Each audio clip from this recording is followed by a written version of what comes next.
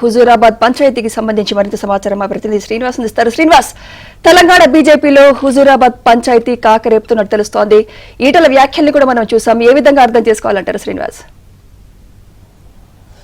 సుమిత్ర, కేంద్ర మంత్రి బండి సంజయ్కి బీజేపీ ఎంపీ ఈటల రాజేందర్కు మధ్య ఇన్నాళ్ళు అంతర్గతంగా ఉన్న పోరు ప్రస్తుతం చిలికి చిలికి గాలివానగా మారిందని చెప్పొచ్చు. వాస్తవానికి ఇటీవల ఒక 2-3 అంశాల్లో ఈటల రాజేందర్ వ్యవహారాన్ని పేరెత్తకుండానే కేంద్ర మంత్రి బండి సంజయ్ తప్పుబట్టారు. ఇటీవల కాళేశ్వరం ప్రాజెక్టుకు సంబంధించి కూడా బండి సంజయ్ బహిరంగంగానే ఖండించారు. బీజేపీలో ఒకే స్టాండ్ మీద ఉండాలి, భిన్నాభిప్రాయాలు ఉండకూడదు, కాళేశ్వరం ముమ్మాటికి తప్పుడు ప్రాజెక్టే, దాంట్లో అవినీతి జరిగింది అన్న స్టాండ్ మీదనే బీజేపీ ఉంది.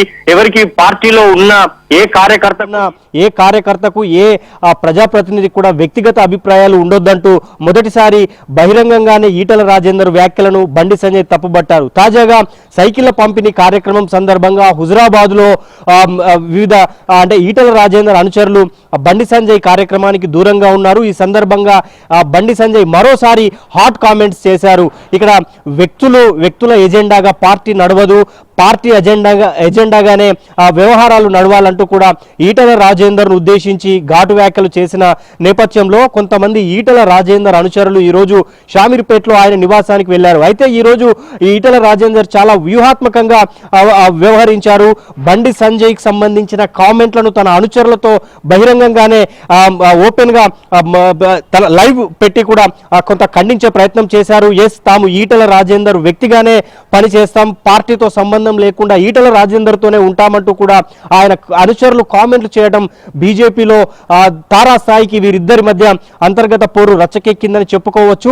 ఈటల రాజేందర్ కూడా గతంలో వైఎస్ రాజశేఖర రెడ్డిని కానీ ఆ తర్వాత కేసీఆర్ ను కానీ ఎదిరించి తాను పదవుల కోసం పనిచేయలేదు, పదవులు తనకు ఏమాత్రం లెక్క కాదంటూ ఆత్మగౌరవం కోసమే పోరాడతానంటూ కూడా ఆయన చాలా కీలకమైన కామెంట్లు చేశారు. పరుష పదజాలం, గతంలో ఆయన ఈటల రాజేందర్ వ్యవహార శైలి ఎలా ఉండేదో తాజాగా ఈరోజు మరోసారి పరుష పదజాలాలు ఉపయోగిస్తూ కూడా కొంత ఘాటైన వ్యాఖ్యలు చేసిన పరిస్థితి మనకు కనిపించింది.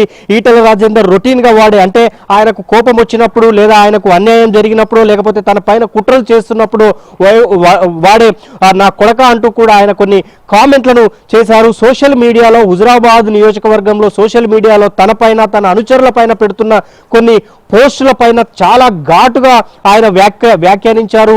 సైకోగాడు, నువ్వెంత ఎంత అంటూ కూడా ఆయన ఈ కామెంట్ చేశారు. సో నేరుగా బండి సంజయ్ కానీ బండి సంజయ్ ఈటల రాజేందర్ను ఉద్దేశించి, ఈటల రాజేందర్ బండి సంజయ్ను ఉద్దేశించి ఒకరికొకరు పేరెత్తకపోయినా నేరుగానే తిట్టుకునే ప్రయత్నం అయితే చేశారు. సో ఇద్దరు అటు కేంద్ర మంత్రి అటు ఎంపీ మధ్య హుజురాబాద్ పంచాయతీ తారాస్థాయికి చేరింది. హుజురాబాద్ నియోజకవర్గం కరీంనగర్ పార్లమెంటు పరిధికే వస్తుంది. సో హుజురాబాద్ నియోజకవర్గంలో కేంద్ర మంత్రి బండి సంజయ్ వివిధ కార్యక్రమాల కోసం వెళ్ళినప్పుడు ఈటల రాజేందర్ అనుచరులకు సమాచారం ఉండకపోవటం ఒకటి, రెండోది ఉన్నా కూడా వారు బండి సంజయ్ కార్యక్రమాల్లో పాల్గొనకపోవటం రెండు. ఈ అంశాల పట్ల హుజురాబాద్ నియోజకవర్గంలో పాత బీజేపీ కొత్త బీజేపీ అంటూ కూడా కొంత పంచాయతీ అయితే నడుస్తోంది.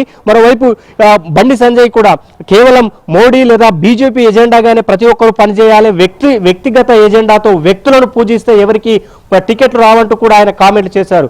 సో ఇన్ని కామెంట్స్ నేపథ్యంలో ఇటు బీజేపీ అగ్రనేతల మధ్య పంచాయతీ తారాస్థాయికి చేరిందని చెప్పుకోవచ్చు. ఈ రోజు షామీర్పేట కేంద్రంగా మరోసారి ఈటల రాజేందర్ సంచలనమైన కామెంట్ చేసిన నేపథ్యంలో మరోసారి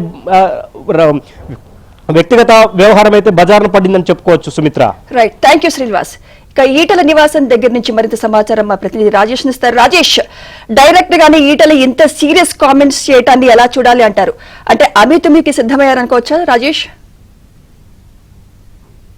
ఖచ్చితంగా, ఎందుకంటే భారతీయ జనతా పార్టీలో మొదటి నుంచి కూడా ఒక క్రమశిక్షణ కలిగినటువంటి పార్టీగా మిగతా రాజకీయ పార్టీలతో పోలిస్తే దానికంటూ ఒక ప్రత్యేకత ఉంటుందని జనరల్గా రాజకీయ వర్గాల్లో భావిస్తూ ఉంటారు. ఎందుకంటే ఆ పార్టీలో ఎక్కువగా ఫ్రీడమ్ ఉండదు, ఒక లైన్ ప్రకారమే మాట్లాడతారు.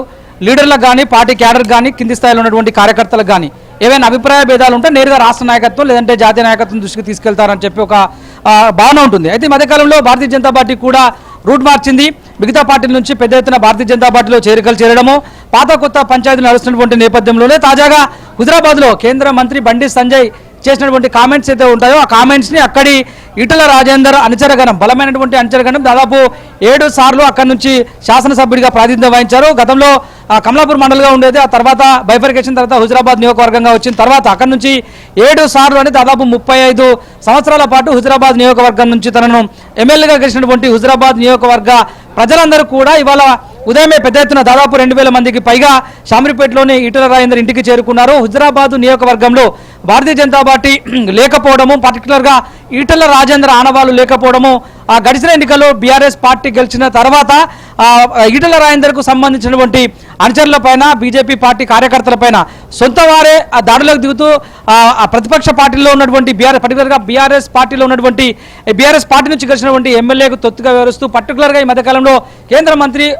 కేంద్ర హోంశాఖ సహాయ మంత్రి హోదాలో బండి సంజయ్ అక్కడికి వెళ్ళినటువంటి నేపథ్యంలో కొన్ని కామెంట్ చేశారు. వాస్తవానికి పార్టీని ఉద్దేశించి పార్టీలో జరుగుతున్నటువంటి అంతర్గత అభిప్రాయ భేదాలను ఉద్దేశించి మాత్రమే బండి సంజయ్ మాట్లాడినట్టు పార్టీ వర్గాలు చెప్తున్నాయి. అయితే ఈ అంశాన్ని హుజరాబాద్ స్థానికంగా ఉన్నటువంటి ప్రజలు చెప్తుంది ఏంటంటే ఖచ్చితంగా ఇది ఈటల రాజేందర్ను రాజకీయంగా అనగదొక్కేటువంటి ప్రయత్నంలో భాగంగానే ఈ కామెంట్ చేశారు. అయితే హుజరాబాద్ పర్యటనకు వచ్చిన తర్వాత కేంద్ర హోంశాఖ సహాయ మంత్రి హోదాలో బండి సంజయ్ ఈటల రాజేందర్కు తనకు ఎలాంటి అభిప్రాయ భేదాలు లేవు, ఇద్దరం కూడా పార్టీ బలోపేతం కోసం మాత్రమే భవిష్యత్తులో కలిసి పనిచేయబోతున్నాము, తెలంగాణలో భారతీయ జనతా పార్టీ అధికారంలోకి తీసుకురావడమే తమ ప్రధాన లక్ష్యం అంటూ ఆయన చెప్పలేదు. ఆ అంశం మాకు తీవ్ర మనస్తాపానికి గురిచేసింది, తీవ్ర అసహనానికి ఆందోళనకు గురిచేసింది.